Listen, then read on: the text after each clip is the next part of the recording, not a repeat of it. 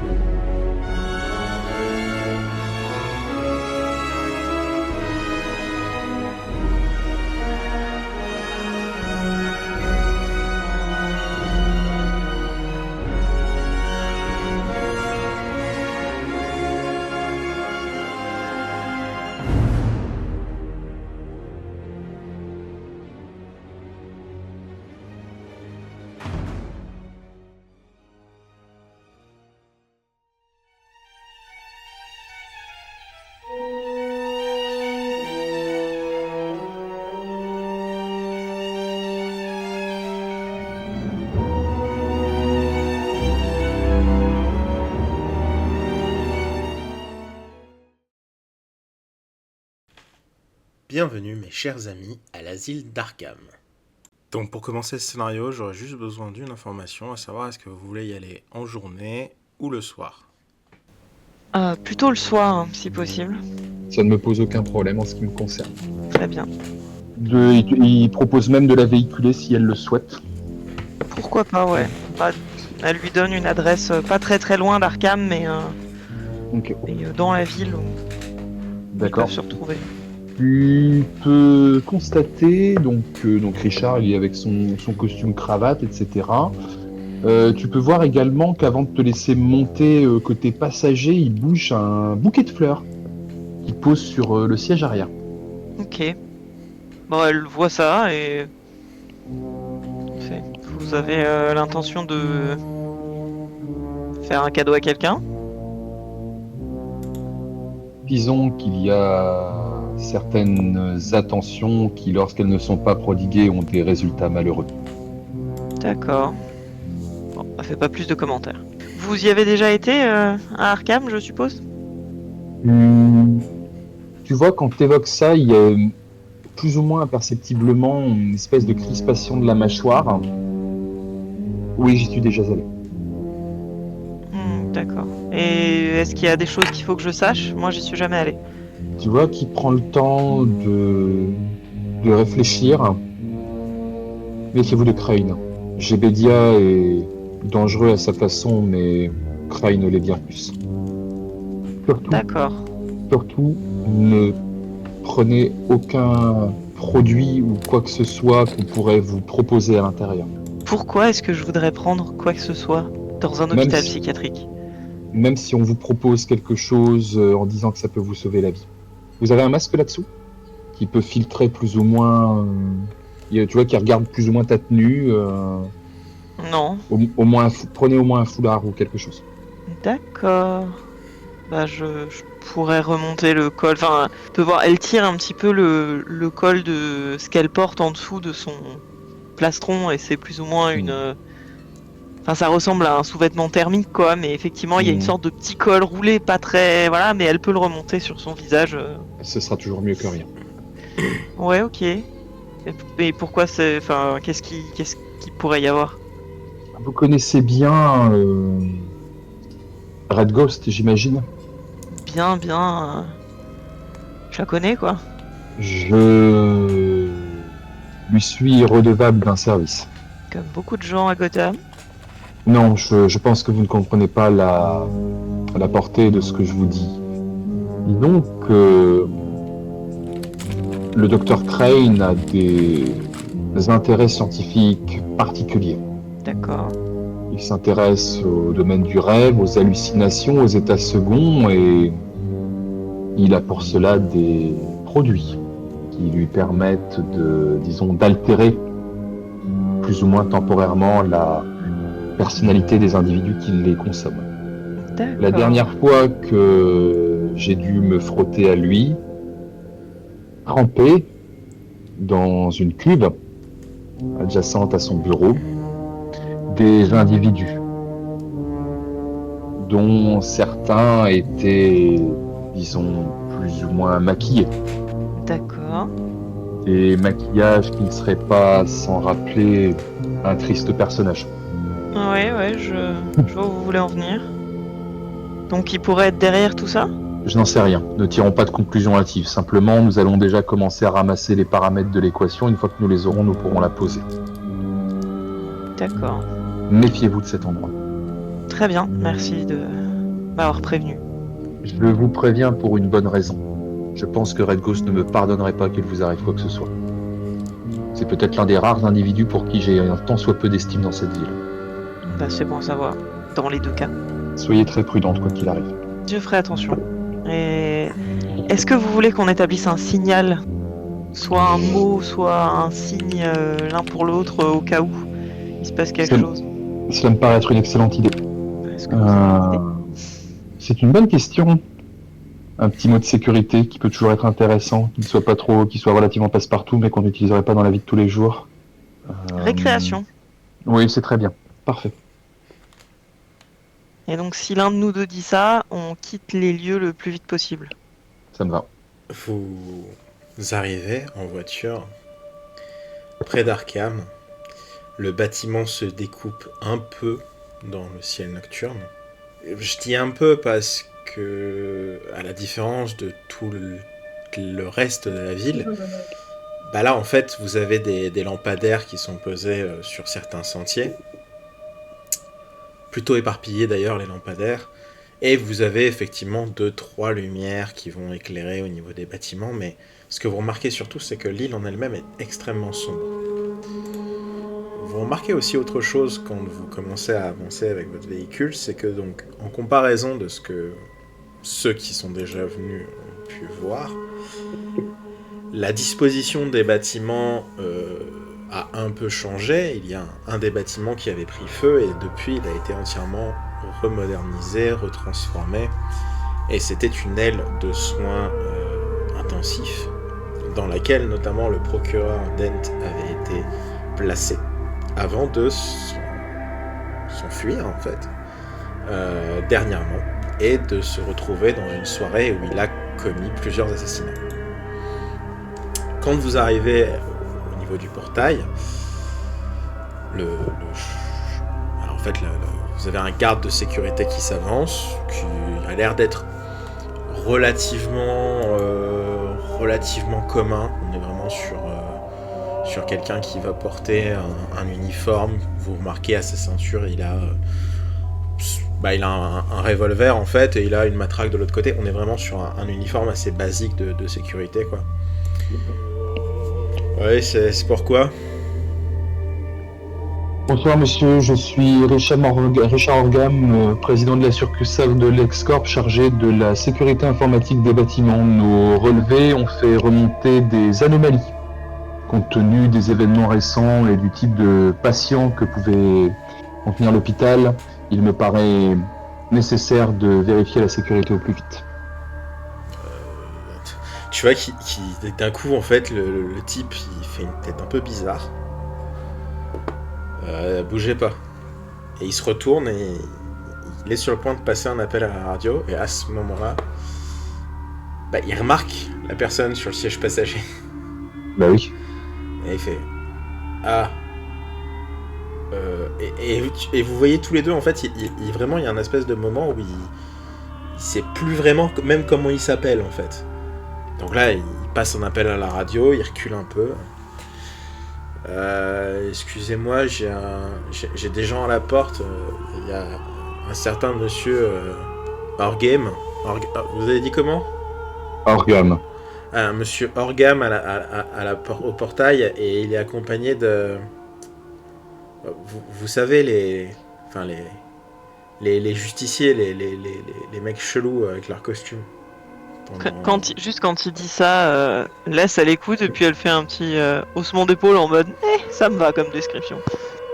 Et là, vous entendez une voix de l'autre côté qui grésille un peu. Encore une fois, le système radio, vous voyez qu'il n'est pas non plus ultra efficace sur toute la zone. Et donc, dans la voix que vous entendez bien. Vous pouvez dire à Monsieur Orgam de rentrer, je vais l'accueillir. J'imagine que je reconnais la voix. Il s'agit du Dr Crane. Ah, super. Vous commencez à voir le portail qui commence à s'ouvrir. Donc le portail a été automatisé. Et ce portail automatique en fait qui s'ouvre vraiment, vous avez les grilles avec vraiment l'asile d'Arkham écrit au-dessus et tout. Mais ce côté automatique comme ça qui est en train de s'ouvrir, c'est pas juste un truc qui se soulève et autres. En fait, ça vous donne vraiment l'impression, c'est comme s'il y avait un fantôme. Et vous avez un peu l'impression d'une attraction en fait. C'est un peu un train fantôme tout pourri quoi. Mais pendant 2 secondes, vous avez un côté de ok, pourquoi ils ont voulu automatiser le portail? Et en fait, il y a vraiment ce sentiment qui en découle au départ, vous êtes en train de sourire, et quand la voiture rentre à l'intérieur, que vous remarquez encore une fois, il fait entièrement nuit, que le portail se ferme derrière vous, la blague en fait laisse place beaucoup plus à un petit moment de doute en fait. Et notamment, Richard, tu vois que la hauteur des grilles, enfin vraiment, tu vois que les grilles ne t'ont jamais paru aussi hautes que ça. Je vois très bien, ouais. Laisse pour le coup, toi que c'est la première fois que tu rentres, alors tu t'as toujours vu l'asile d'Arkham parce que c'est facile de le voir en fait, hein, il est pas très très haut au niveau du sol, donc dès que t'es dans Gotham et que tu regardes un peu par là, à un moment ou un autre tu peux facilement l'apercevoir. Pour le coup, t'as vraiment pareil ce sentiment d'oppression. Alors toi tu l'as moins vers l'extérieur, vers l'idée de dire sortir, que plus vers devant toi. T'as vraiment l'impression que tout est vieux, tout est ancien, et qu'il y a vraiment cette espèce de marque du temps qui est restée ancrée dessus. Et en fait, pendant facilement 1 à 2 minutes, tu as l'hésitation. Tu as le temps que la voiture arrive, qu'elle se gare. Vous êtes tous les deux dans un espèce de silence. Et en fait, très clairement, à ce moment-là, vous vous demandez... vous faites un peu le tour de toutes les décisions qui vous ont amené à venir là.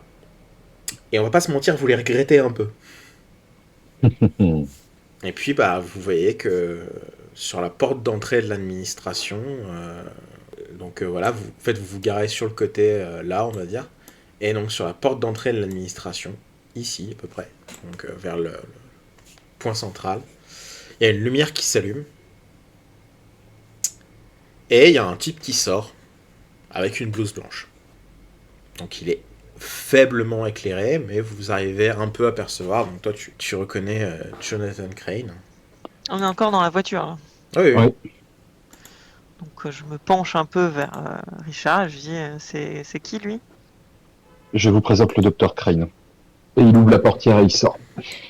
Ah, je sors aussi. Quand tu t'approches, Myst, t'es un peu plus rassuré quand tu aperçois le Dr Crane, parce qu'effectivement, avec le portrait qu'on t'en a fait, je sais pas comment tu te l'imaginais, mais quand t'arrives, tu vois un individu qui a l'air malingre. Sa blouse blanche, t'as un peu l'impression qu'elle a été un peu rapiécée de tous les côtés. Elle est un peu jaunie par endroits. Et tu vois qu'il a des marques, c'est-à-dire qu'il a pas dû se raser depuis peut-être 2 jours. Donc il a un peu de barbe qui pousse. Même toi, quand tu le vois, Richard, tu vois qu'il y a ce sentiment où il y a eu un changement. C'est une perpétuelle, quoi. Même plus que ça encore. Ouais, c'est-à-dire qu'il est pas dans... C'est pas le Jonathan Crane que tu avais croisé il y a quelques années, qui avait quand même encore une forme de standing. Je sais pas si tu te souviens, il y avait ce côté... Oui, si, il y avait une espèce de classe quand même. Voilà, là tu sens que Déjà que ses joues étaient creuses, là tu sens qu'il est un peu émacié, tu vois qu'il a des cernes qui sont un peu plus sombres sous les yeux. Et quand il arrive devant vous, donc la première chose qu'il fait, c'est il va te tendre la main et tu vois que donc là, t'as l'impression que ses doigts en fait sont vraiment longs, que la paume de sa main en fait est vraiment petite et ses doigts Mm. doivent faire facilement presque 1,5 fois la paume, tu vois. T'as des proportions comme ça, mais tu sais pas d'où ça vient vraiment. T'as ce sentiment il a changé en fait. Il y a quelque chose chez lui qui a dû changer, mais tu sais pas précisément quoi. Je vois. Et donc il lui serre la main, hein. Monsieur Orgam, ça faisait longtemps, et je vois que vous êtes accompagné. Donc là, tu vois il te dévisage, laisse, Ouais. de haut en bas. J'imagine, vu les couleurs, que vous n'êtes pas la susnommée Red Ghost. Non. Il reste un peu interdit à te regarder. Disons que les individus comme moi, Dr. Crane, ils peuvent parfois compter sur leur mental, ne peuvent guère compter sur leur physique. Hmm. J'ai toujours trouvé que la réponse physique était le symbole d'une peur irraisonnée. Il n'y a rien que Nous le avons, mental puisse vaincre. nous avons cela en commun, j'imagine. Et pour Mist qui regarde la scène, enfin, je sais pas, toi tu décriras comment il est Crane. T'as l'impression qu'Orgam, il est un peu en train de parler à, je vais pas dire à un égal, mais tu sens une espèce de respect quand même quand il s'adresse à lui. Une espèce, peut-être pas de connivence, mais il a vraiment pas l'air hostile. Il parle sur un ton posé, Ouais, avec de l'estime, quoi. oui, voilà, une certaine forme d'estime, quelque part, malgré tout ce qu'il a pu te dire auparavant. Ok. Mist reste extrêmement stoïque. C'est là où d'habitude elle est un peu, on va dire, bougonne à faire des vannes. Là, elle est neutre, pas hostile, mais enfin, elle fait un peu garde du corps, quoi. Même si elle est pas très grande et que c'est bizarre, mais elle fait vraiment, elle prend cette attitude-là. Vous me voyez navré, docteur, de vous déranger dans votre travail, mais des relevés qui me sont parvenus me laissent à penser qu'il pourrait y avoir une potentielle défaillance en termes de sécurité dans le système qui a été installé et je viens m'assurer en personne que ce soit un problème, disons, de matériel ou de logiciel, que tout est bien en place. Mhm. Tu vois qu'il a un Et petit je, sourire, mais c'est. En fait, tu vois que le petit sourire, ça déforme presque le visage, quoi. C'est dans le sens où il te regarde un peu de travers. Tu sens qu'il n'y a pas besoin de. Il croit pas à ce que tu lui racontes. je Bien. suis également venu vous demander si votre interne, mademoiselle Quinzel, travaille ce soir. Mademoiselle Quinzel n'est pas dans le bâtiment à l'heure actuelle. C'est sa soirée de pause. Je vois. Et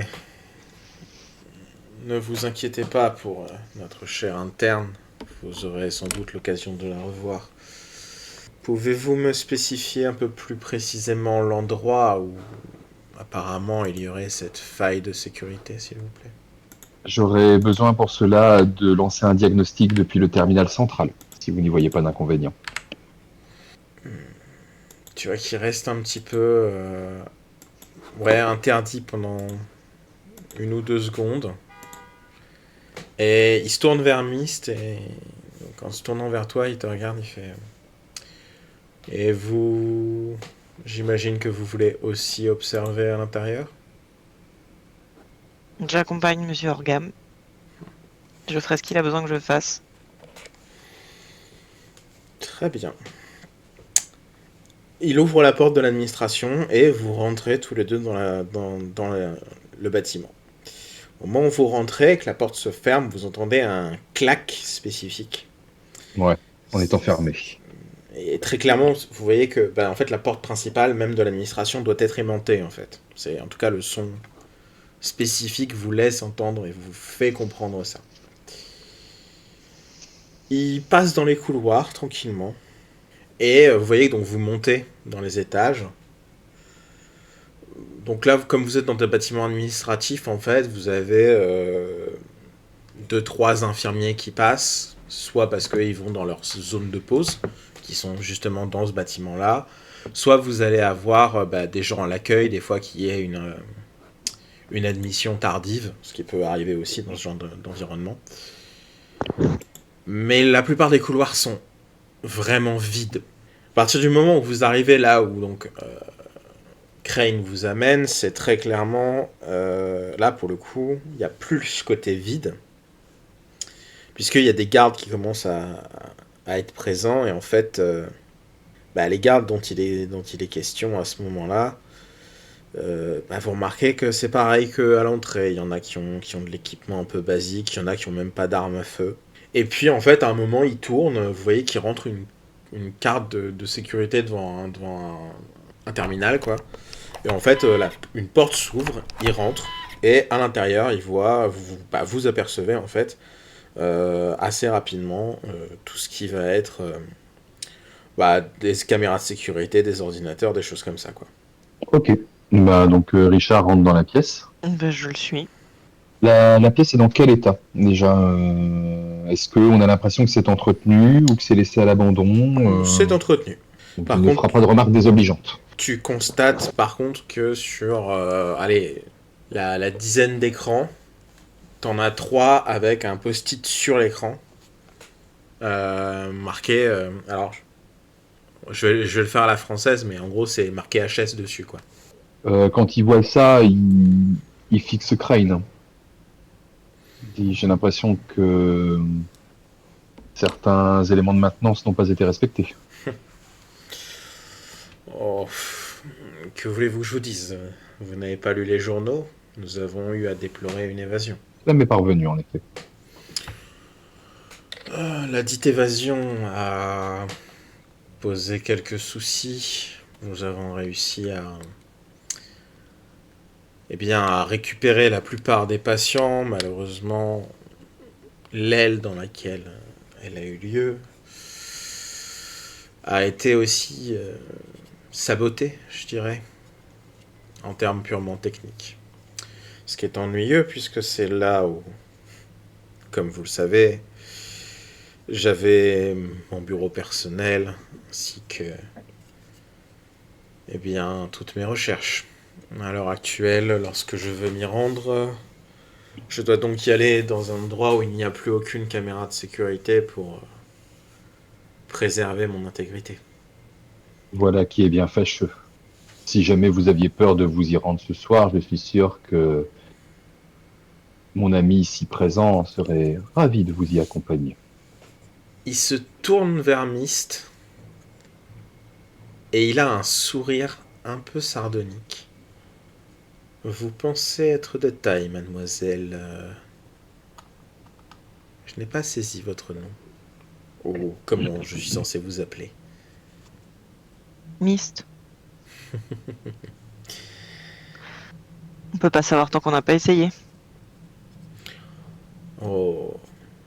J'apprécie moi-même l'idée que toute réflexion doit venir d'une expérimentation. Néanmoins, dites-moi, mademoiselle Myst. Non, juste Myst, c'est bien. Myst. Avez-vous déjà essayé de combattre un individu qui, alors que vous le ceinturez, essaye de se dévorer l'épaule pour que votre clé de bras s'arrête? Pas spécifiquement. Mais j'ai déjà combattu des gens qui, en recevant des coups de couteau, n'avaient aucune réaction. Ça les faisait rire. Ça désarçonne. Vous voyez qu'il sort une carte blanche de sa veste. Et il va sur un des ordinateurs, il rentre la carte et il commence à taper une série de codes et tout. Puis il se tourne vers vous deux. Il reprend la carte. Il va la tendre à Richard. Et il dit voilà. Comme ça, inutile de nous mentir l'un et l'autre. Et vous saurez accéder ainsi aux différents bâtiments aux différentes ailes. Vous pourrez y trouver ce que vous y cherchez, si tant est que vous sachiez ce que vous voulez y trouver. Mais après tout, docteur, qu'est-ce qui est le plus intéressant? De trouver ce que l'on cherche à obtenir ou bien de parcourir le chemin qui permet d'y accéder? Vous pourriez adorer discuter avec l'un de mes patients, un certain Tatch qui apprécie particulièrement se plonger dans l'univers d'Alice au Pays des Merveilles. Ce genre de réflexion imagée est plus de son ressort que du mien. Mais bon. Au fait, monsieur Orgam, je vous conseille de faire attention. Depuis la dernière fois que vous êtes venu au sein des murs de cet établissement, les choses ont changé. Et je n'aimerais pas que le dirigeant de l'Excorp, qui se contente de faire une opération de routine, se retrouve embarqué dans une situation qui pourrait lui nuire d'une quelconque manière. De quel type de nuisance parlons-nous? La semaine dernière, 2 des gardes affiliés au bâtiment de haute sécurité se seraient apparemment suicidés d'une manière fort étrange. Pour que même vous, les choses vous paraissent étranges, la curiosité est piquée. Le premier a, semble-t-il, utilisé un scalpel pour... Eh bien, je n'ai pas d'autres mots, que s'écorcher lui-même. Il n'arrêtait pas de répéter qu'il avait des insectes sous la peau et qu'il essayait de les faire sortir. Tandis que le deuxième s'est apparemment noyé en plein air. Voilà qui est en effet fâcheux. Apparemment, de ce que je sais, le premier avait une peur panique des insectes qui grouillent sous la peau et le deuxième avait une forme de thalassophobie. Voilà qui est étrange. Vous en conviendrez. Il faudrait croire que ce genre de choses, ou en tout cas peut-être que ces lieux ont tendance à trop exciter, ou en tout cas réveiller des peurs qui seraient enfouies. Mais cela doit être d'une certaine façon professionnellement, bien sûr, j'entends, fascinant pour vous, d'une certaine manière. Je vous l'ai dit, monsieur Orgam, les choses ont changé. Si vous voulez bien m'excuser, je suis encore d'astreinte ce soir. Donc je vais aller rejoindre le lit de camp moisi qui tient lieu de dortoir. Et je vais vous laisser faire vos affaires en toute sécurité. Bien sûr, bien évidemment. Je ne manquerai pas de venir vous présenter mes hommages une fois que... Et il se tourne vers les ordinateurs et il commence à pianoter. Myst, tu fais quoi? J'attends qu'il soit parti. Mhm. Je commence à regarder dans les bureaux. C'est-à-dire, certes, il y a des ordinateurs, mais il doit y avoir des archives papier aussi, non? Alors là, t'es dans la salle de sécurité. Donc pour le coup, ouais, t'as des notes un peu prises à la va-vite sur les côtés. Mhm. Genre, voilà, tu vois aussi un morpion qui a l'air d'avoir... Enfin, même plusieurs morpions qui ont été dessinés sur une feuille format A4, quoi. Par contre, sur les archives en elles-mêmes, c'est dans un autre endroit du bâtiment en question. Ok. Mais tu peux y aller. Enfin, je veux dire... après, il faudra que t'aies la clé, mais... ou que tu forces la porte, mais voilà. Je vais déjà commencer par ici. Est-ce qu'il y a des vidéos des derniers soirs pour essayer de retracer en fait le soir où le truc a été volé et potentiellement ramené ici? Donc tu essaies d'avoir les enregistrements qui datent du soir du vol. Oui. Alors effectivement, tu as des cassettes comme ça qui sont conservées. Tu as un magnétoscope qui te permet de regarder rapidement. Et oui, on est encore sur la technologie magnétoscope cassette. Hein. Oui, oui. Et donc tu commences à rembobiner en fait les bandes et à les passer même en accéléré histoire de... Tu vois qui... Alors, tu vas me faire un petit jet quand même là pour le coup de... Alors, de chance dans un premier temps et d'intelligence dans un second. Donc d'abord tu me jettes juste un des 20 puis après tu me feras un test d'intelligence par rapport au résultat. Ok. Ça calme. Donc c'est une réussite critique, voilà. Maintenant tu me fais un jet d'intelligence. Jet d'intelligence. C'est aussi un D20. T'as pas de bonus Si. Parce que t'as directement sur ta feuille. Oh. Donc c'est un autre 20, ok. Mais moi, j'aime bien travailler avec des gens talentueux. Ça me va bien. Ça compense pour toutes les fois où j'ai fait des jets de merde. Très clairement, tu vois que, en tout cas, il n'y a pas de clown sur les images. Le soir de même la journée, il n'y a pas de clown. Par contre, tu remarques qu'il y a plusieurs mouvements qui se font, justement vers l'aile de haute sécurité, avec des camions qui se déplacent. Et à un moment, sur un des camions, tu vois qu'il y a un type qui est sur le côté passager avec une casquette, en fait. Et tu vois que la personne a l'air de dissimuler un peu son visage, mais à un moment, il y a... Tu sais, genre le camion, il se prend un petit caillou, quoi. Et en fait, la personne se tourne vers la droite de manière un peu brusque.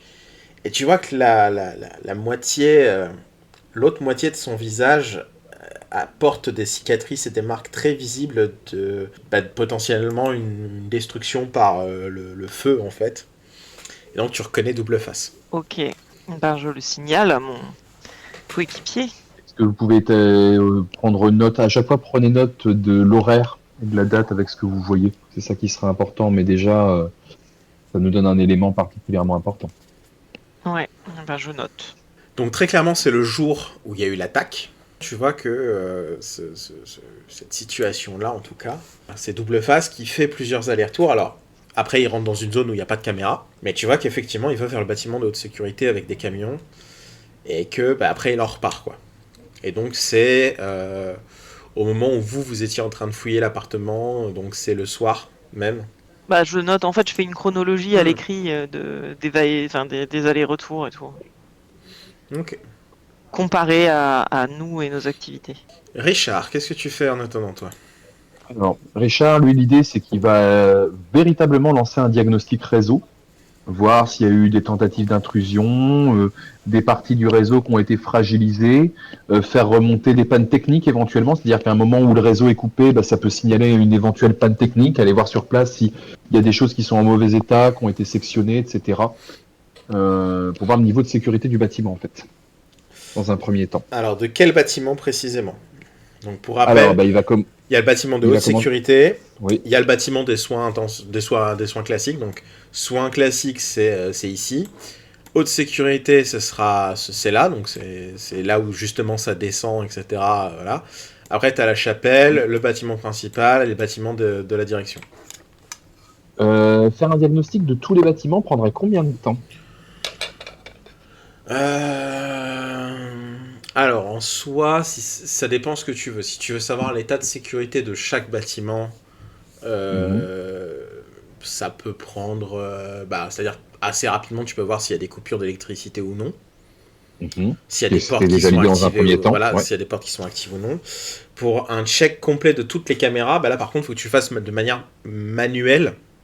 Mhm. Donc, ça veut dire qu'il faut que tu passes sur chacune des caméras. Et là, effectivement, ça peut être un peu long. Pour toi, Alors, sachant que le quartier où il y a eu l'évasion, c'est le quartier de haute sécurité. où il n'y a plus de caméras. On est d'accord.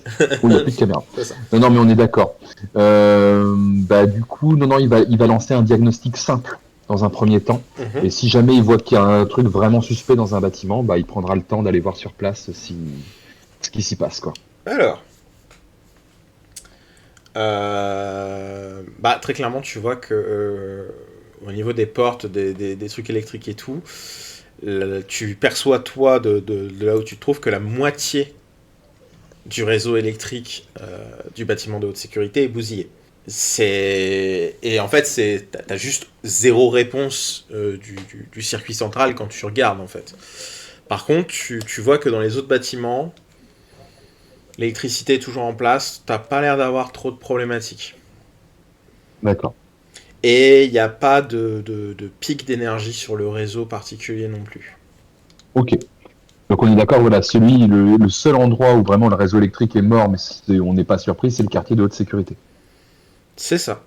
Bien, je pense que nous ne ferons pas l'économie d'aller nous y promener, ne serait-ce que pour prétexter de voir comment nous pourrions poser un nouveau réseau. Je vais tenter également de m'infiltrer dans la base de données des patients. Bon, tu me fais ton petit jet d'informatique.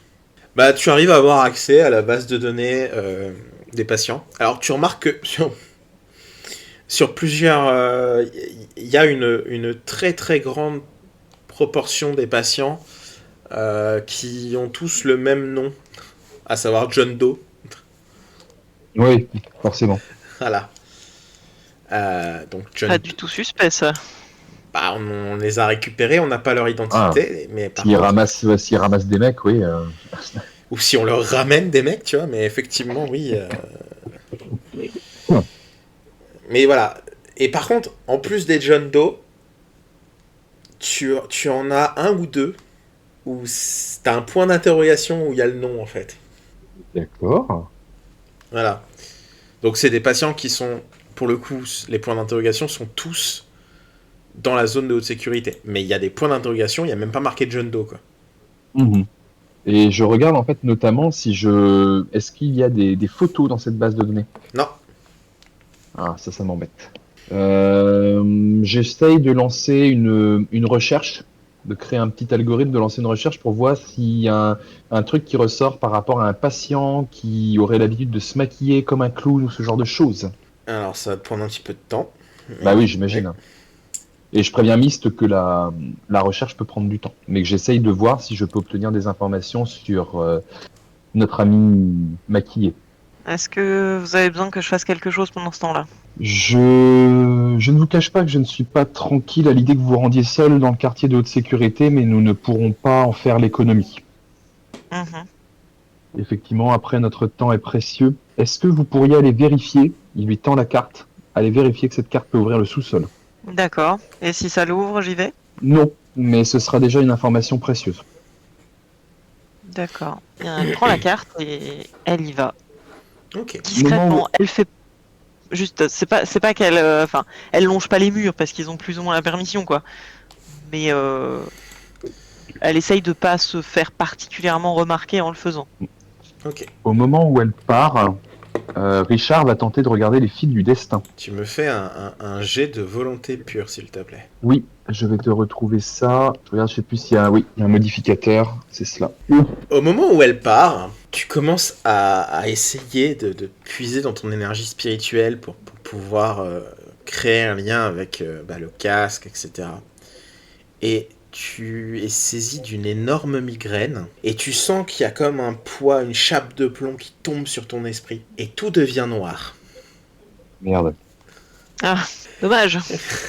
Myst, C'est moi. c'est le moment de voir les superbes aventures et merveilleuses aventures de Myst dans l'asile d'Arkham. Tu me fais ton petit Non, jet de discrétion dextérité, s'il te plaît.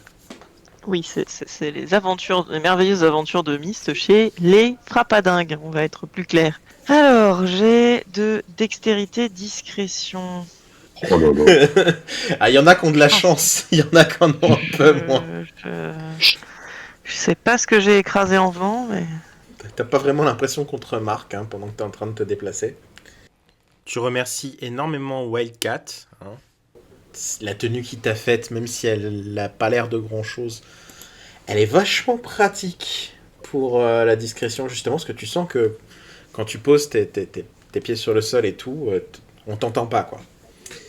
Et tu commences à descendre, faire le chemin retour. Tu aperçois à un moment, dans les escaliers, en fait, tu vois quelqu'un qui va monter vers toi. Je sais pas pourquoi, mais d'instinct, en fait, tu te dis non, mais. Je sais pas pourquoi, mais je me planque. Et tu Ouais. vois quelqu'un qui passe devant toi, qui monte en haut, voilà, qui a l'air de monter dans les étages. Et la personne a l'air de quoi? Bah, t'as l'impression que c'est Crane, en fait. Ah, Un peu malingre, voilà. Tu continues de descendre en te disant que bon, faut te méfier de lui, quoi. Mais de toute façon, tout va bien, parce que quand t'as quitté Richard, il était bien conscient, il n'y avait pas de problème. oui, bien sûr. Tu descends dans les étages, et puis t'arrives effectivement à une porte avec marqué basement, tu vois. Jusque-là, ça me paraît cohérent. Mhm. Et donc tu passes la carte. La porte s'ouvre. Et donc? Bah, tu vois un escalier. Alors là, pour le coup, c'est pas du tout de l'escalier de travail. C'est un escalier en métal un peu pourri, tu sais. Tu sais, c'est vraiment les trucs qu'on mettait En fait, quand t'as des murs en briques, tu sais, t'enfonces des barres dans le mur en briques et tu vas mettre des espèces d'escaliers, alors fait exprès pour pas déraper, mais avec des trucs qui ressortent, tu sais, en métal. Et donc, en fait, voilà, t'as ce truc-là qui est un peu branlant et qui descend sur quand même 7 mètres à peu près et qui plonge comme ça dans l'obscurité. Bah, c'est accueillant comme endroit pour une convalescence. Ah, t'es toujours dans le truc des administratifs.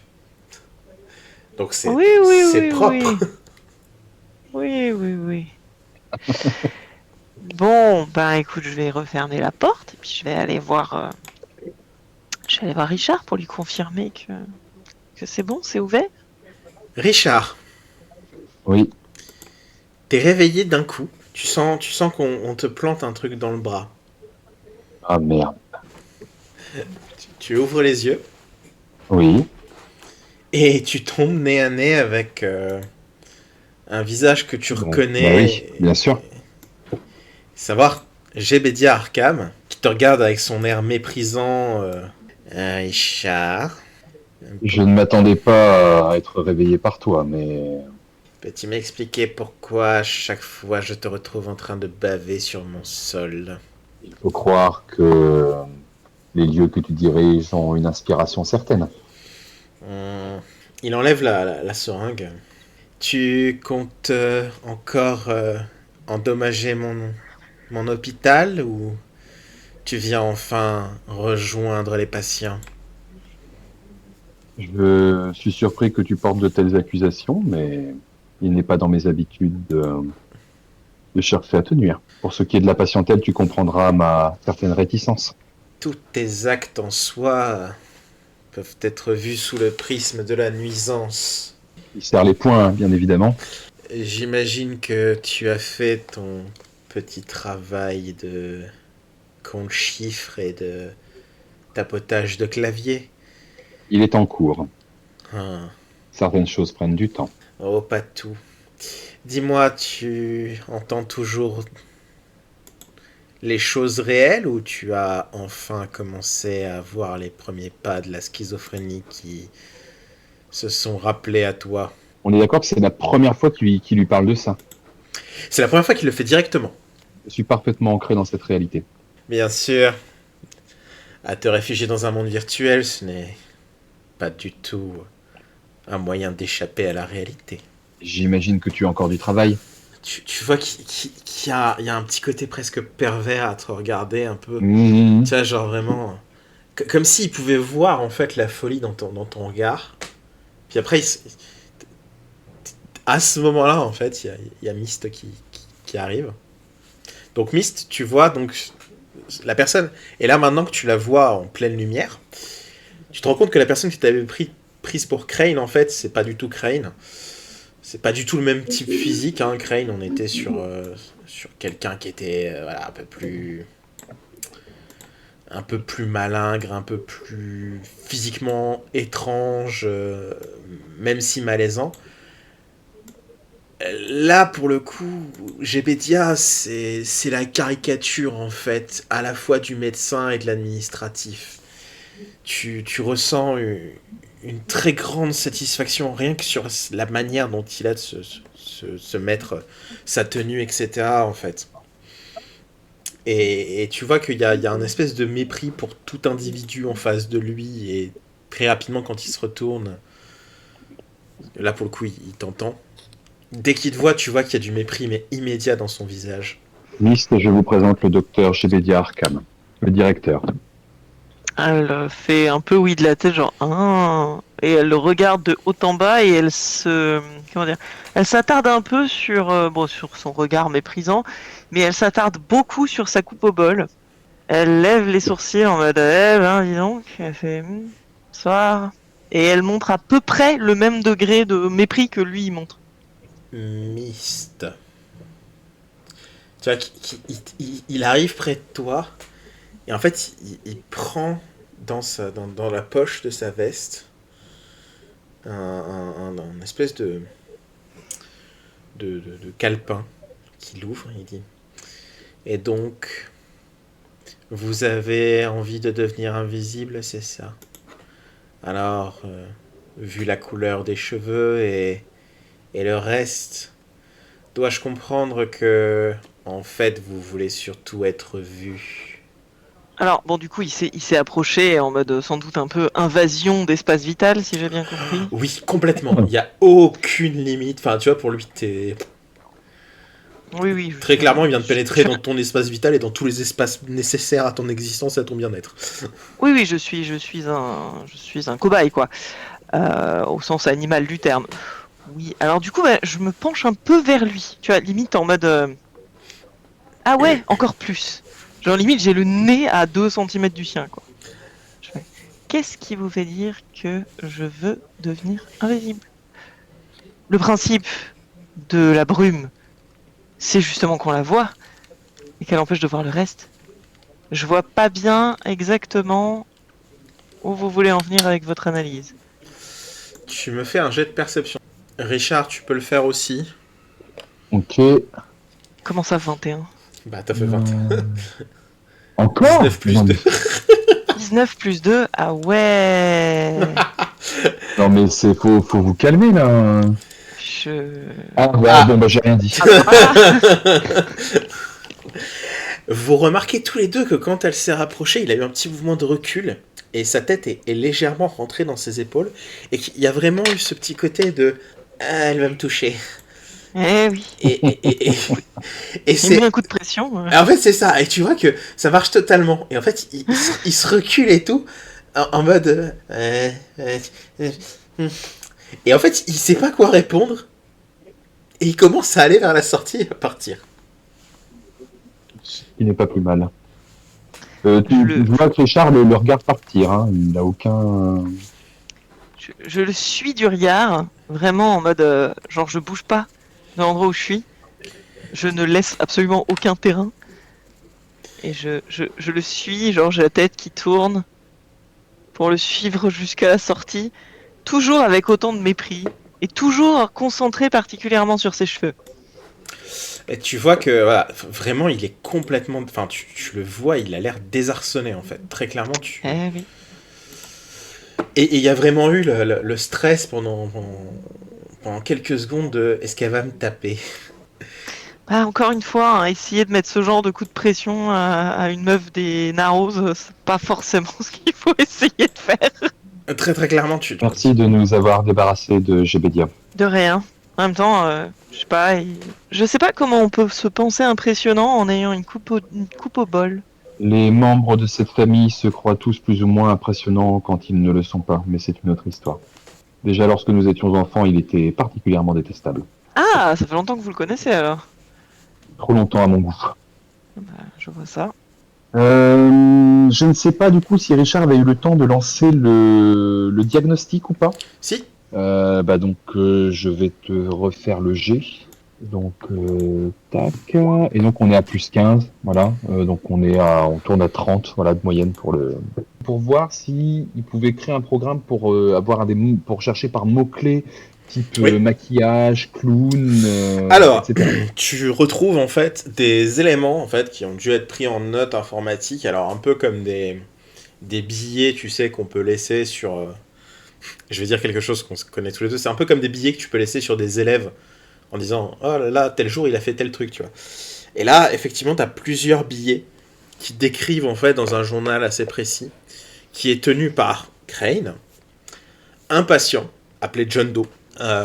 Donc le patient en question, déjà tu vois qu'en fait il y a la vision de Crane du patient en question, donc avec son analyse psychiatrique. Tu vois que Crane l'analyse comme un individu qui serait une première dans les cas connus de la psychiatrie, puisque ce serait un individu pluripsychotique. C'est-à-dire qu'apparemment son état mental serait tellement désagrégé qu'il passerait d'une psychose à une autre pour essayer de maintenir le fil des connexions qui lui permet de rester à peu près conscient. D'accord. Tu remarques donc, bien sûr, on te parle de psychopathie, sociopathie, on te parle de schizophrénie, on te parle de paranoïa, on te parle de situations de délire, d'hystérie. Crane, en fait, l'adapte et observe tous ces comportements vraiment sous l'angle de, en fait, à chaque fois, le patient va changer.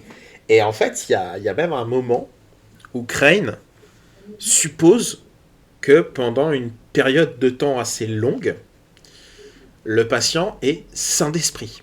C'est-à-dire qu'il a parfaitement conscience de qui il est, de ce qu'il fait, de pourquoi il le fait. Et donc tu vois que Crane en fait développe une théorie aussi au fur et à mesure des explorations, puisque ce que tu lis en gros, c'est que le patient en question n'a pas été arrêté, il s'est rendu de lui-même. Il y a un an et demi environ, il s'est rendu. Il y a un an et demi environ, en fait, il était dans un appartement où il y avait une famille, il avait tué tous les membres de la famille, et il était au milieu des membres de la famille, et il était stoïque. Et il y avait marqué, en fait, sur le mur, en lettres de sang, où es-tu ? On l'avait menotté, on l'avait emmené à l'hôpital, etc. Puis après, on avait commencé à analyser un peu son comportement, son caractère, etc. Et en fait, ce qui avait été défini à ce moment-là par les gens, c'est qu'il sortait de son état stoïque à certains moments. Alors, ce que tu vois, c'est qu'il y avait des... Il est sorti de son état stoïque au moment d'Halloween, et il serait sorti de son état stoïque aussi. Alors, le déclencheur, c'était une combinaison de la couleur rouge et de la couleur blanche. D'accord. C'est-à-dire que s'il y avait dans son champ de vision de la couleur rouge, il pouvait avoir une réaction, mais que le reste du temps, en fait, il était presque bloqué, stoïque, et sans bouger. Et il remarque qu'il y a eu une légère agitation qui a commencé à avoir lieu quelques semaines avant son évasion. Et donc pendant son agitation, en fait, il aurait subtilisé à un des gardiens une matraque, et il se serait servi de la matraque pour tuer un des malades de l'asile, une des autres personnes qui étaient dans le couloir, en fait. Il aurait utilisé la matraque à travers un trou qu'il avait dans le mur, et en fait, il aurait frappé un des patients en traversant le trou, en fait, et il lui aurait rentré la matraque dans l'œil, en fait. Donc déjà, ça a posé problème parce que y avait un trou dans la cellule. Et ça a posé problème parce qu'il avait attiré d'autres personnes. Et Crane constate que ce qui lui semble en tout cas être le cas, c'est que c'est au moment où il aurait vu le symbole de Red Ghost être éclairé dans le ciel qu'il aurait commencé à avoir de l'agitation. Donc il est en train de soupçonner le fait que Red Ghost soit un déclencheur à ces crises psychotiques. Bien, il fait une copie, Richard, du rapport. Bien, je pense que notre ami s'est attiré l'attention d'un individu. Je pense que le mot dangereux est un euphémisme. Impossible de savoir qui il est néanmoins. Ah, si c'est celui auquel je pense, quand j'ai vu l'interrogatoire après l'avoir croisé moi, il avait l'air bizarrement amoureux, ou en tout cas fasciné par Red Ghost. Vous l'avez déjà rencontré ? Ouais, on peut dire que je l'ai rencontré. Il a essayé de me tuer. L'occasion. Je rentrais chez moi tard le soir. C'était il y a plus de 2 ans. Il est sorti du tram que j'avais pris, du métro. Il était à la place du conducteur, il m'a poursuivi dans la rue, il a essayé de me poignarder et autres joyeusetés. Je me suis échappé par les toits et Red Ghost était là. Elle est intervenue. Elle s'est battue contre lui et suite à ça, il était... Je crois que ce qu'il a dit, c'est que lui et Red Ghost étaient faits l'un pour l'autre, un truc comme ça. Bien. Je pense que nous allons aller faire un tour dans le quartier de haute sécurité.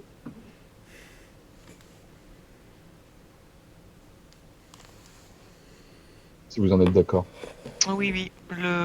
En tout cas, la carte ouvre le sous-sol.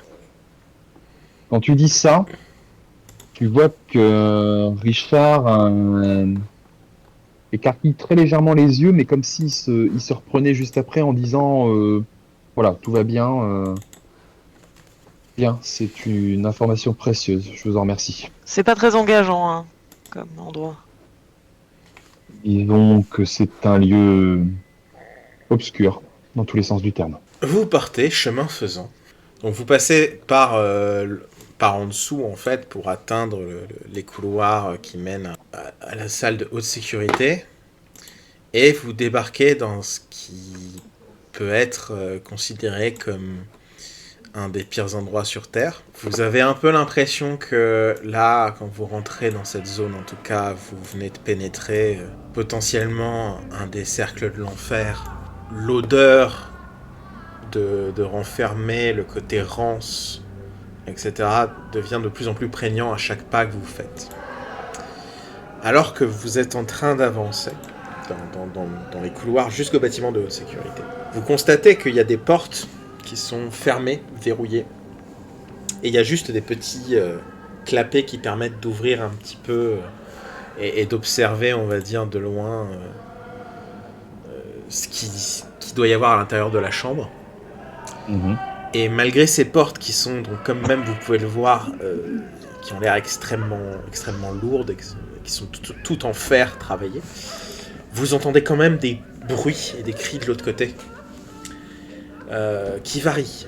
Vous pouvez entendre quelqu'un en train de hurler, vous pouvez entendre des pleurs, vous pouvez entendre des coups aussi, assez régulièrement. Est-ce que l'un d'entre vous décide d'ouvrir une des trappes pour regarder ce qu'il y a à l'intérieur ? Moi, je vais pas ouvrir directement la trappe, mais par contre, je vais faire passer un câble optique. Parce que j'imagine que la trappe, on peut pas le savoir s'il y a une vitre ou pas. Non, Voilà. justement, quand tu Non, regardes... c'est vide, ouais, d'accord. Ah non, la C'est trappe, vide. en fait, il y a une vitre... Non, voilà, ton câble optique... Ah, il y a une vitre. Alors, s'il y a une vitre, il ouvre et il regarde directement, par contre. S'il sait qu'il y a une sécurité entre lui et ce qu'il peut se trouver à l'intérieur, il va Ah regarder. ouais, il y a une sécurité. Tu me fais un petit jet des 20, s'il te plaît. Oui, je vais te faire ça. Petit jet de volontaire, encore une fois, je pense. Tu ouvres la trappe et là, d'un coup, en fait, tu as quelqu'un qui se met à courir dessus la vitre et qui frappe la tête extrêmement violemment contre la vitre. Donc tu vois que d'un coup, il y a un éclat rouge dessus. D'accord. Bah, tu tombes en arrière, en fait, un peu de peur. Mais oh, putain. Bah oui, bien sûr. Voilà. Et donc Myst, voilà, pareil, tu vois, donc il y a le clapet du truc qui est encore entrouvert, quoi, et t'entends quelqu'un de l'autre côté qui dit « Ah, je vais te tuer! Ah, je vais te tuer! Ah, je vais te tuer !» Ok. Bon, la Myst, elle est pas à l'aise. Hein. C'est peut-être la première fois depuis le tout début qu'elle montre que quelque chose la perturbe. Hein, vraiment. Et elle regarde Richard en mode, mais qu'est-ce qu'on... Enfin, elle dit rien, mais clairement, il y a un côté... elle sait pas quoi faire, quoi. Là, Richard va faire le chat. Il va se redresser, il va s'épouster, genre, mais je maîtrise parfaitement la situation. Oui, pas de soucis, c'est juste... voilà, c'est vraiment l'idée qu'il y a pas que du... Enfin, c'est pas... Clairement, elle a un peu peur. Mais c'est aussi le côté, putain, mais on peut pas laisser des gens comme ça, quoi. La vraie question ici est de savoir de quel côté de la porte sont vraiment les esprits malades. Je doute que ces pauvres gens puissent vraiment recouvrer la santé dans un lieu pareil. Mais après tout, personne ne veut s'en occuper. Ça peut être ça, une définition de l'enfer. Être relégué au rang de ceux dont on ne veut plus et dont on se désintéresse totalement. Bien, avançons. Notamment, il voudrait aller voir la cellule, s'il y avait un numéro de cellule qui était indiqué pour le fameux John Doe précité. Oui. Donc il va avoir tendance à se diriger plutôt vers celle-là. Autour de sa cellule à lui, donc pareil, vous avez le même type de porte, etc. Vous êtes complètement là maintenant dans la zone de haute sécurité qui a été évacuée. Et vous avez... en fait, sa porte est ouverte. On l'a pas fermée parce que y a personne dedans. Et vous avez comme ça une dizaine de cellules qui ont les portes ouvertes et tout. Vous me faites un petit jet de perception. De perceptionnage. Ouais, qui sera basé sur... on va le garder sur la suite, savoir à chaque fois. Myst, tu remarques qu'il y a des traces rouges sur le sol. Rouge-brun maintenant. Bah, je le dis. C'est beaucoup de sang, ça, sur le sol. Qui date pas d'hier. Donc Richard écarte ses pieds, parce que bien sûr il ne l'avait pas vu, et dit, en effet. Là d'un coup tu vois qu'effectivement il y a du sang sur le sol, qui a l'air d'avoir séché, mais Il y en a beaucoup. On peut estimer le volume par rapport à ce qui devrait permettre à un être humain de rester en vie ou du moins conscient. Oui, la personne a pu rester consciente. De ce que tu vois, en tout cas, du volume en question. Bien. En tout cas, la personne donc, qui a perdu du sang aurait pu rester consciente. Je vous laisse éventuellement... Tu vois qu'il regarde dans le couloir. Je ne sais pas pourquoi, je ne serais pas à l'aise à l'idée que nous rentrions à deux en même temps dans la cellule. Oui, je pense que vaut mieux qu'il y en ait un qui puisse intervenir depuis l'extérieur si besoin. Je vous sais peut-être plus à l'aise que moi dans les scènes de crime. Si jamais vous souhaitez faire œuvre de votre expertise, je vous en serai gré. Oui, pas de souci. Myst, tu rentres à l'intérieur et tu vois une cellule capitonnée. Tu remarques que la cellule est propre, mis à part le fait que tu as un trou dans le capitonnage. Le trou a un diamètre de circonférence près de 10 cm et tu vois que on a rebouché le truc avec une espèce de mastic, quoi. Ok. Pas forcément solide, quoi. Non. Mais tu vois qu'à part ça, le reste de la cellule a l'air parfaitement propre. Donc là, il n'y a pas de sang. Non. C'est que à l'extérieur. Bah tu vois que ça s'arrête à la porte de la cellule. Donc la cellule a été nettoyée. Alors quand tu observes vraiment l'endroit, tu remarques que non. En fait, tout le matelassage a l'air de recouvrir quelque chose. Bah je décroche. Parce que Richard, on est d'accord que t'es de l'autre côté, toi. Oui. Donc tu peux quand même voir ça. D'accord. Bah tu vois qu'en fait elle tire sur le matelas, alors tu considères que voilà tu vas y mettre un peu de force et tout, et puis en fait tu vois que ça arrive assez facilement, et en fait quand tu commences à tirer, tu remarques que en fait sous le capitonnage qu'il y a même sur le sol, quand tu soulèves en fait, tu remarques qu'il y a plein de débris, de restes en fait, humains. Enfin, en gros il y a des os brisé. Mais tu arrives à en repérer en tout cas. Et en fait, pareil, quand tu commences à relever, tu remarques aussi que le sol, t'as l'impression que c'est presque comme s'il y avait de la terre. Et en fait, dans la terre en question, tu vois que la terre entière est entièrement rouge en fait. Donc tout en dessous du capitonnage, c'est des restes humains. Sur le sol. Est-ce que tu continues de décapitonner? Ouais. Ok. Quand tu commences à arracher au niveau des murs, pareil, donc les trucs et tout, et tu vois qu'il y a plein de trucs gravés dans les murs. Alors les murs, je rappelle qu'ils sont en briques. Hein.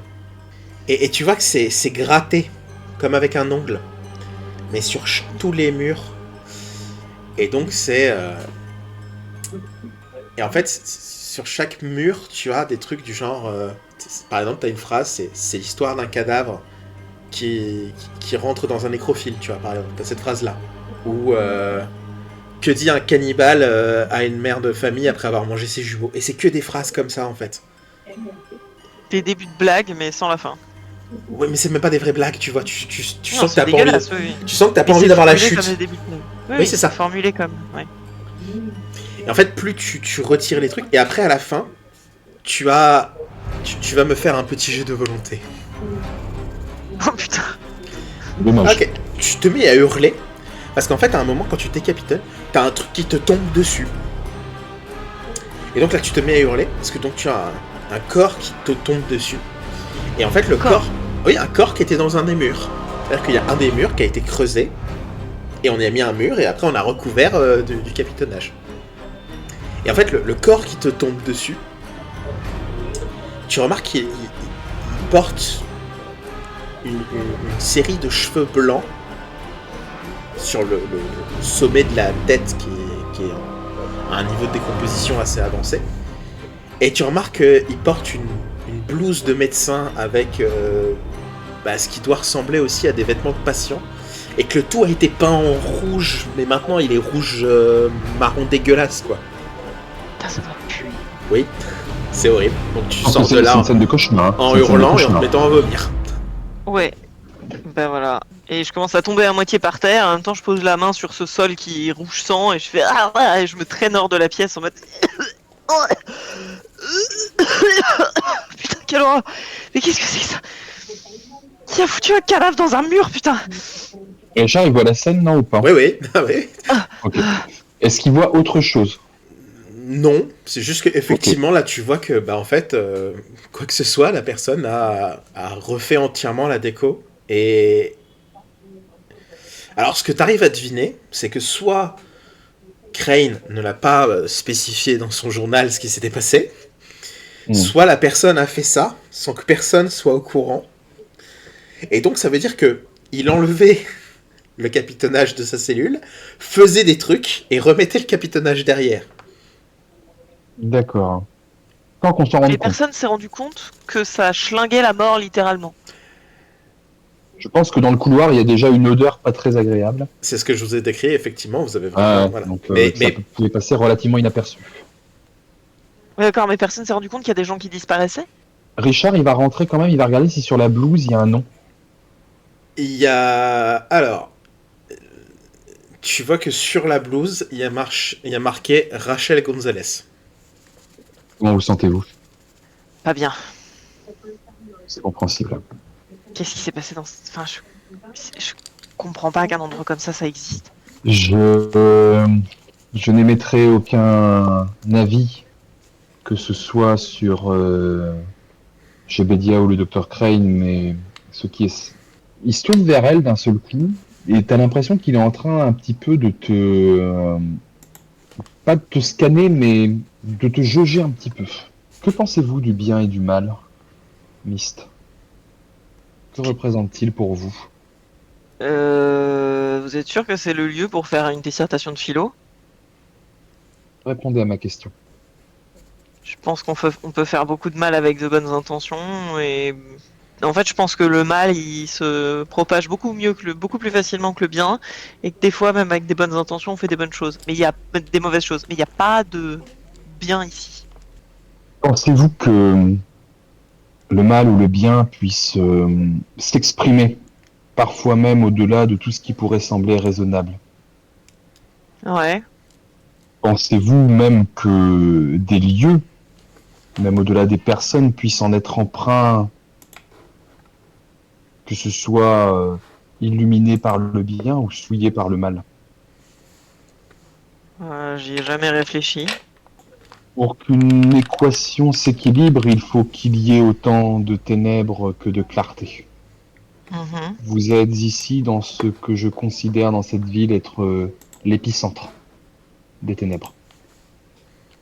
Il y a à l'œuvre quelque chose ici qui dépasse même les individus. La question que je vous pose est simple.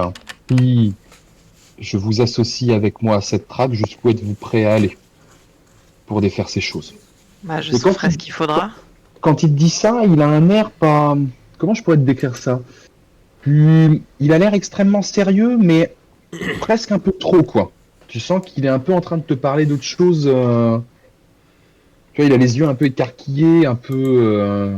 Je ferai ce qu'il faut. De toute façon, c'est pour ça que je suis là. Bien. Dans ce cas, nous allons terminer ce que nous avons à faire ici et nous passerons par le sous-sol. D'accord. Tu vois qu'il regarde le corps. Je suis vraiment inquiet pour notre ami. Oui. Je ne souhaite pas que vous touchiez davantage à ces choses. Je pense que nous pouvons les laisser en état. Au mieux, j'en informerai le Dr Crane.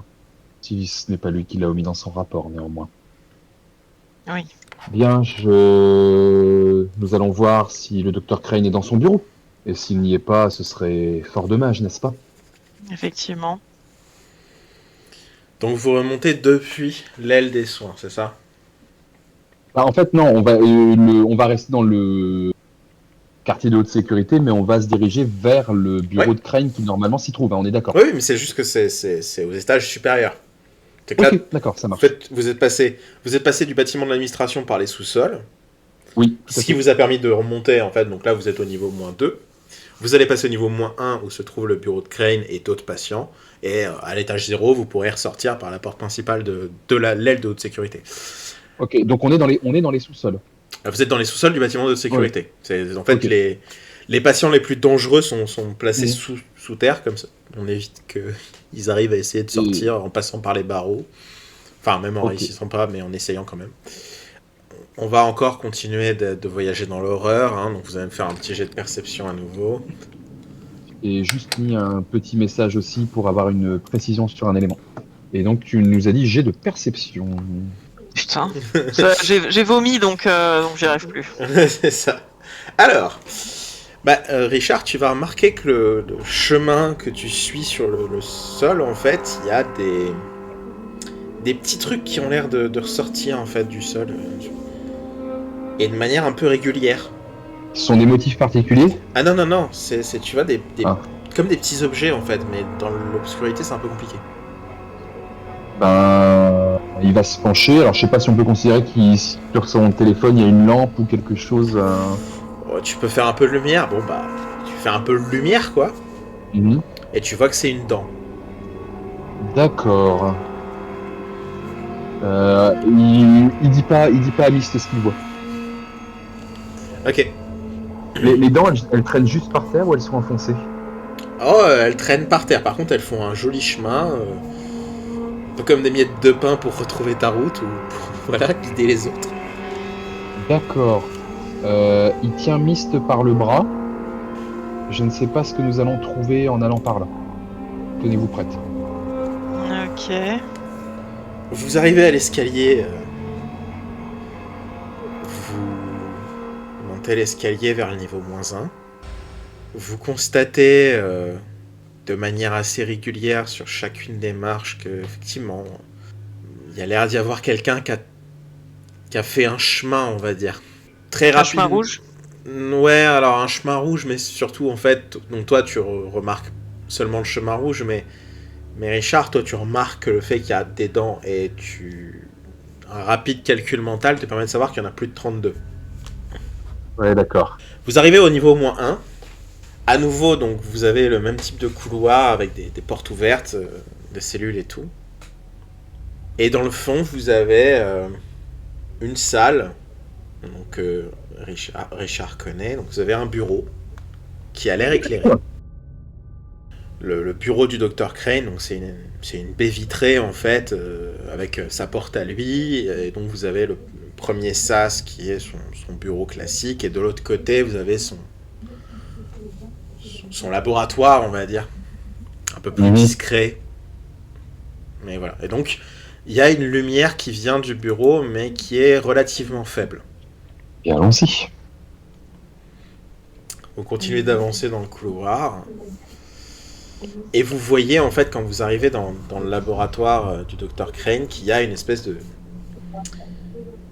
petite lampe, en fait, comme une lampe de bureau, mais donc c'est pas la grande lampe au-dessus qui est allumée, c'est la petite lampe qui est allumée.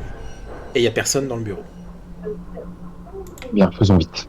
Est-ce qu'il y a un lit moisi, comme il l'avait dit? Non. Et c'était dans le dortoir. Il l'avait dit que c'était dans le dortoir. Ouais. Moi, je vais tâcher de me diriger tout de suite vers potentiellement la pièce que j'avais visitée plus ou moins malgré moi. Savoir si elle est ouverte, accessible. La pièce est accessible. Quand tu ouvres la porte, donc le petit truc derrière, tu ouvres la porte. Les deux portes sont ouvertes, et de l'autre côté, tu vois un lit d'hôpital en mauvais état. D'accord, et ça ressemble plus du tout à la pièce que moi j'avais vue. Non, c'est juste un lit d'hôpital. T'as des armoires, pharmacie, c'est tout. Pour le coup, Richard semble pour une fois perdre un petit peu de son calme. Et il commence à retirer des choses, à fouiller dans les tiroirs, voire même à racheter un peu le papier peint pour voir s'il n'y a pas des choses en dessous. Ok. Qu'est-ce que vous faites? Visiblement, il ne t'entend pas. Elle va poser une main sur son épaule. Je croyais qu'il fallait qu'on fasse vite. Qu'est-ce que vous faites? Là, qui se retourne, qu'il a l'air je sais pas s'il a l'air apeuré, mais tu vois qu'il y a un truc qui tourne pas rond, quoi. J'étais pourtant certain que... Mais ce n'est pas grave. Oui, vous avez raison. Fouillons le bureau et faisons vite. Tu vois qu'il commence à se serrer légèrement les tempes. Il a ses yeux qui vont de droite à gauche, en haut, comme s'il regardait quelque chose. Il cherchait à regarder quelque chose. Ou à le fuir. Elle reste devant lui, elle serre un peu plus son épaule, elle fait qu'est-ce qui vous arrive là? Il faut que nous sortions de cette pièce. Ou alors, au D'accord. contraire, il faut savoir. Et tu vois qu'il commence, il a l'air, c'est pas de la démence, mais tu vois qu'il est obsédé par quelque chose et qu'il commence, à éventuellement déchirer le papier peint, à gratter comme s'il cherchait quelque chose. C'est forcément là. Il y a forcément quelque chose ici. Mais quoi? Qu'est-ce qu'on cherche? Si vous me dites ce qu'on cherche, on trouvera plus vite. Une porte, quelque chose qui ne devrait pas être là. Tout ça ne devrait pas être là. Il devrait y avoir autre chose. Il doit y avoir quelque chose de caché. D'accord. Alors, elle a l'air un peu dubitative, mais bon, elle regarde quand même aux alentours, elle examine un peu, voir s'il y a quelque chose, une trace d'une porte cachée, un truc... Tu commences à chercher. Vous allez tous les deux me faire un jet de constitution, s'il vous plaît. Mist, Oui. tu tousses un peu. Voilà. Dès qu'elle tousse, il tourne la tête. Il la regarde. Richard, tu vois que t'as comme une espèce d'impression poussière que t'as dû soulever, mais qui stagne en fait. Et t'as peur. C'est quelque chose qui a l'air lourd. Oui. Ok. Il la regarde tout de suite. Tu vois qu'il pose sa main sur ton épaule. Il te regarde, il fait il faut qu'on parte en récréation. Tout de suite. Ok. D'accord, ouais. Ok, donc il se fiche complètement. Bien évidemment. Mist aussi. La voix semble venir de l'autre côté du bureau. Il tourne la tête.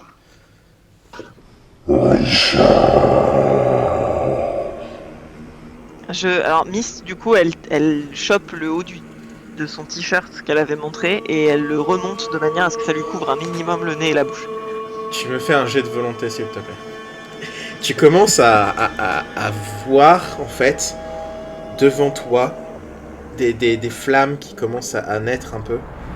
Et tu commences à apercevoir, pareil, dans un coin de ta vision, en fait, dès que tu regardes pas, tu as l'impression qu'il y a comme des visages qui te parlent, en fait. Mais tu vois que ça a plus l'air d'être des squelettes qui ont l'air de bouger. Et en fait, quand tu tournes, tu commences à voir, en fait, que des cellules, il y a des espèces de personnes qui sont en train de ramper et de sortir des cellules et qui ont tous un peu les caractéristiques macabres que tu as croisées plus tôt avec le cadavre de Madame Gonzalez. Et là, tu vois qu'en fait, c'est tous des zombies et tu vois qu'ils te regardent et en fait, ils sont tous en train de s'approcher de toi. Il essaye de l'attraper. Il essaye d'attraper Mist et lui hurle aux oreilles tout ceci n'est pas réel.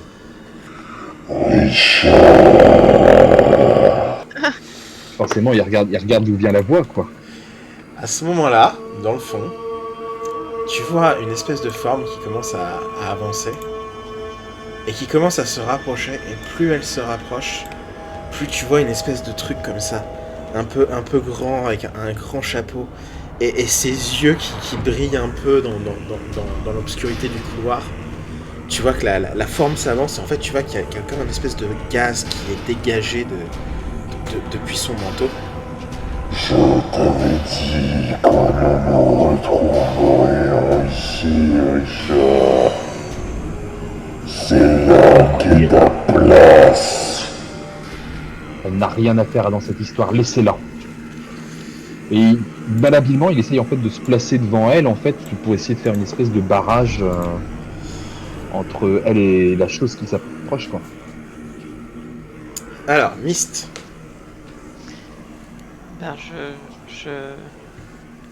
il y a des zombies, quoi. Enfin, Ouais, c'est ça. trop quoi dire. J'ai peur, Ouais. je suppose. Donc, j'ai pas spécialement envie de m'approcher. Donc, j'essaie de regarder autour de moi s'il n'y a pas, je sais pas, la lampe que je peux arracher du mur pour la balancer sur un zombie. Enfin, des trucs comme ça, tu vois. C'est ça. Vas-y. Donc tu me fais un petit jet de dextérité d'attaque à distance. Oh non. Oh putain. En fait, C'est moi qui vais me la prendre. en fait, Putain. tu vois que dans un mouvement de panique, t'attrapes une lampe en fait, et c'est le seul truc. Et effectivement, tu l'arraches du mur et tu le jettes en avant. sur une des formes qui se découpe en fait. Alors, Richard, tu as une violente douleur à l'arrière de la tête.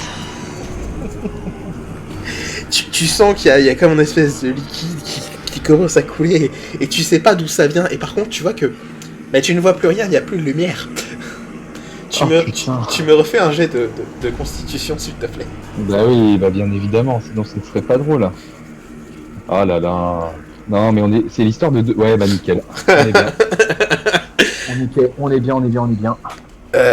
Richard, en fait, tu vois que le couloir entier commence à se recouvrir de cercles. Et en fait, tu vois des cafards. Des cafards qui commencent à grouiller, à monter sur les murs et tout.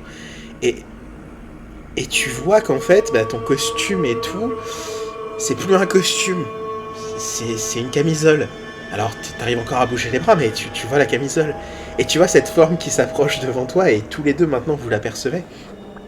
Et tu vois que là, en fait, cette forme, tu sens le délire de panique qui naît en toi. Et en fait, à ce moment-là, tu vois que cette forme, en fait, elle vient pour toi. Et tu sais qu'elle vient pour toi. Est-ce qu'il peut avoir la présence d'esprit d'essayer de se saisir du casque? Est-ce que tu considères qu'il est dans un état tellement tu attrapes ouais. Le casque, oui. Ok. Et tu le mets? Ouais, il va tenter de le mettre. Ok, au moment où tu le mets, tu sens qu'en fait, tu vires dans un autre environnement. C'est-à-dire que là, d'un coup, tu te retrouves. Donc, pendant ce temps, tu vois, tu vois que t'étais bien tranquille et tout. Puis là, d'un coup, en fait, quand tu mets le casque, tu te retrouves dans une chambre entièrement blanche. Et tu as au-dessus de toi, le docteur Crane qui est en train de t'observer, de mettre en place des trucs et qui dit « Ça va aller, monsieur Orgam, ne vous inquiétez pas, les visions vont partir. » Et à côté de toi, tu as Myst, en fait, qui est attaché à un lit et qui est en train d'essayer de dévorer la sangle. Voilà. Et quand tu te tournes vers la droite, tu as Red Ghost, en fait, qui, pareil, est en train de se retrouver attaché et tout. Et tu regardes devant toi et tu vois à nouveau Crane qui fait « Ne vous inquiétez pas, on va vous aider. Vous allez vous en sortir, monsieur. » Je pense que je vais faire la réaction la plus normale qu'un individu normalement constitué aurait. Il se met à hurler. Voilà. Parce qu'il n'arrive plus à distinguer ce qui est réel de ce qui ne l'est pas. C'est ça. Donc il se met littéralement à hurler. En mode, pour avoir la référence, non, je sais ce qui est réel. Vous voyez entièrement noir tous les deux. Et vous êtes pris par la panique et tout. Et vous entendez des éclairs. Et soudain, c'est le noir complet.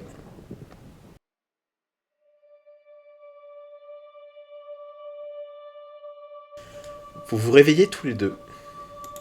Vous êtes sur des lits d'hôpitaux.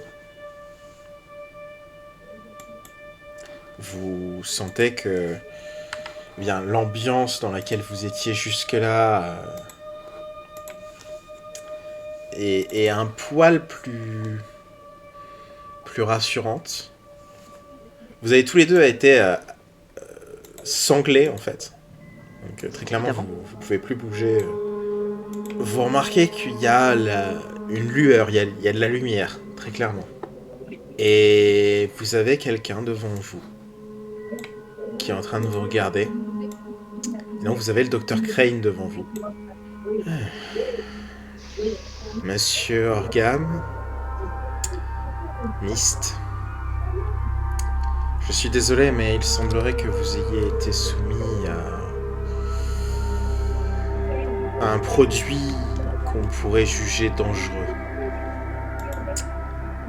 Vous allez être placé en soins intensifs le temps d'être soigné. Ne vous inquiétez pas, je veille sur vous. Il va avoir un sourire. Vous allez potentiellement essayer de vous débattre, mais on va vous amener chacun dans une pièce capitonnée et on va fermer la porte. Mais non, je sais ce qui est réel.